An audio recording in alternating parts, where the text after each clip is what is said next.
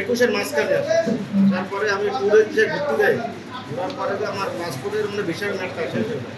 থাকার পরে আমি ওইখানে ছোটো মোটো একটা চাকরি করে সিকিউরিটি গার্ডের পরে আমার সিকিউরিটি চাকরি করার পরে আমার গত মাসে 9 তারিখে রাত্রে আমাকে পেরেছি। জেল খাটুন থাকার পর আমি একজন বাংলাদেশে একটা লোককে আমি টাকাও দিয়েছি, আমাদের বের করা হয়। আমি আছি, আমার ওয়াইফ আছে, আমার সিস্টার আছে, আমরা 3 জন মিলে আমি 75,000 টাকা জেলের থেকে 1 মাসের মধ্যে পুষব্যাক করে বাড়ি পাঠিয়ে দেবো ফ্লাইট। আমি 1 বছর আগে গেছিলাম হায়দ্রাবাদে কোম্পানি ড্রাইভিং কাজে। আমি যখন 3 মাস চাকরি করছি, 3 মাস চাকরি করার পরে আমাকে পুলিশ ধরার পরে আমাকে জেল ঢোকায়। জেল ঢোকার পরে আমাকে 10 তারিখে পুষব্যাক করায়। আমি আজকে বাংলাদেশে আসলাম।